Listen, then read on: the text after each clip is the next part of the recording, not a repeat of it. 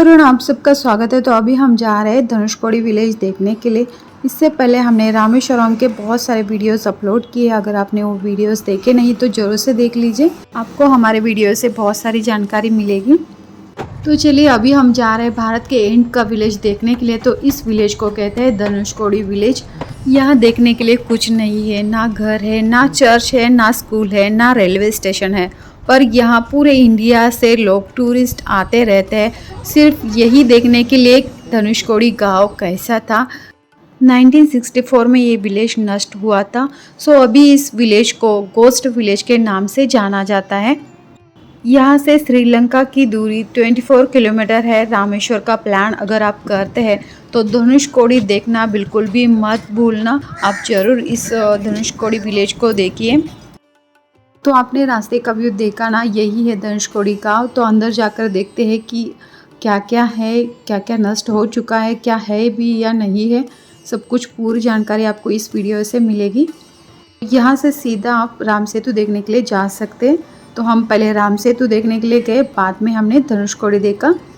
हिंदू धर्म ग्रंथों के अनुसार रावण के भाई विभीषण के अनुरोध, जिसके पीछे का कारण यही है कि कुछ लोग कहते हैं कि जब सीता जी को लंका से वापस लाया गया और विभीषण को लंका का नया राजा घोषित किया जाने के बाद रामचंद्र जी वापस जाने लगे, तो विभीषण जी ने कहा कि प्रभु, इस राम सेतु को आप नष्ट कर दीजिए, वरना कोई भी लंका में कभी भी आ जा सकता है। इसके बाद राम ने अपने धनुष से एक सिरे से सेतु को तोड़ दिया और इस प्रकार इसका नाम धनुषकोडी पड़ा। चलिए फ्रेंड्स, इतने दूर से हम इस धनुषकोडी गांव को देखने के लिए आए, तो फाइनली वो गांव आ चुका है। हम यहाँ पहुँच चुके हैं। गांव में हमने एंट्री कर दी है। तो सामने ही है चर्च। तो आप देख ही सकते हैं, टूटा फूटा चर्च है। तो इसी के सामने से हम फिर पीछे की तरफ जाने वाले।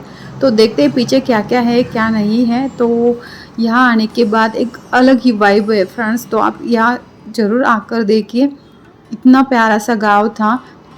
हम धनुषकोडी गांव में पहुँचे तो आप देख सकते हैं ये है और ये गांव बहुत पहले नष्ट हुआ था। तो सब कुछ डिटेल में हमने वीडियो निकाला है। यहाँ का रेलवे स्टेशन वो सब कुछ अभी टूटा फूटा है, लेकिन है यहाँ।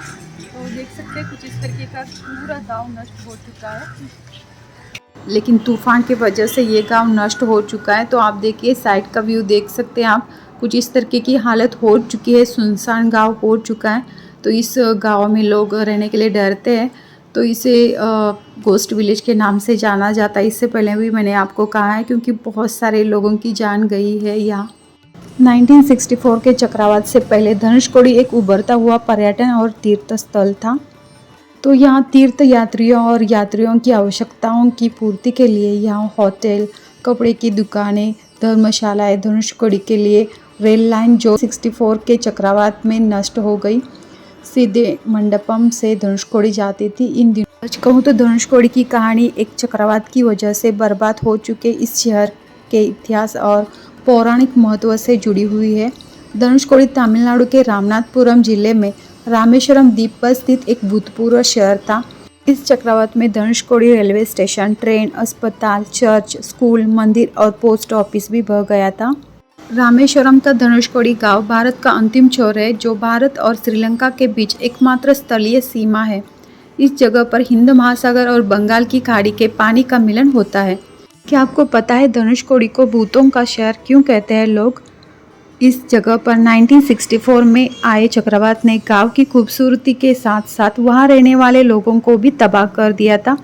7 मीटर ऊंचा लहरों ने ट्रेन में यात्रा करने वाले 100 यात्रियों की जान ले ली थी। इसीलिए इस जगह को भूताह शहर के नाम से भी जाना जाता है।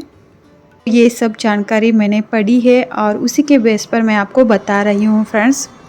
ये आपको अभी स्पेशल जगह पर लेकर जाते हैं। यहाँ का समुद्र का पानी देखिए, उसका कलर देखिए, और वहाँ का व्यू बहुत ही प्यारा लगता है। बहुत ही पीसफुल साइलेंट जगह है, ऐसा लगता है कि देखते ही रहूँ। तो आप यहाँ देख सकते हैं फ्रेंड्स, इस पानी का कलर गहरे नीले रंग का है। तो बहुत ही खूबसूरत पानी का कलर दिखाई देता है। और इस तरफ देखिए, गांव की हालत कुछ इस तरीके की हो चुकी है।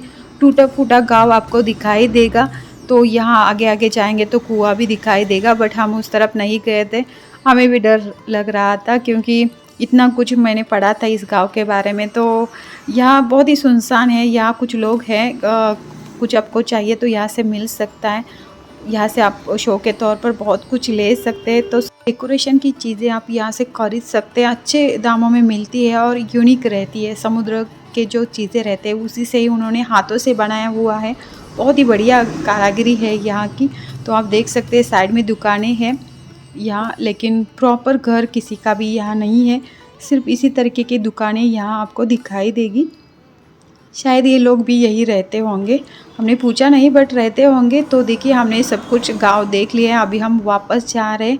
तो यहाँ से चलते ही ऐसा लगता है कि किसी सुनसान जगह पर हम पहुँच चुके हैं, कुछ इस तरीके की फीलिंग आ जाती है। बट ये देखने के बाद बुरा भी लगता है, इतना प्यारा सा हरा भरा सा गांव था और अभी देखिए उस गांव की हालत क्या हो चुकी है।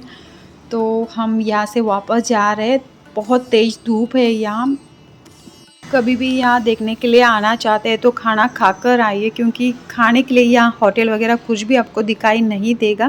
तो यहाँ आपको रोड के साइड में नारियल का पानी वगैरह पीने के लिए मिलेगा, तो उस तरीके की चीज़ें यहाँ मिल सकती है। बट प्रॉपर जो भोजन है वो यहाँ कहीं भी आपको नहीं दिखाई देगा, ना मिलेगा। राम सेतु के पास भी नहीं है, विभीषण मंदिर के पास भी नहीं है। तो मैं इसलिए आपको डिटेल में बता रही हूँ, क्योंकि हमने सुबह से कुछ भी नहीं खाया था। हमने सोचा रास्ते में खा लेते हैं, बट यहाँ कहीं भी हमें होटल नहीं दिखाई दिया, इसलिए हमने यहाँ से कुछ हल्का फुल्का खाया। और भी पहली बार इस जगह पर देखने के लिए आए थे, इससे पहले हम इधर नहीं आए थे। रामेश्वरम में हम आ चुके हैं, बट यहाँ हम पहली बार आए, इसलिए आपको पूरी जानकारी दे रहे हैं फ्रेंड्स। उम्मीद है आपको ये वीडियो पसंद आया होगा।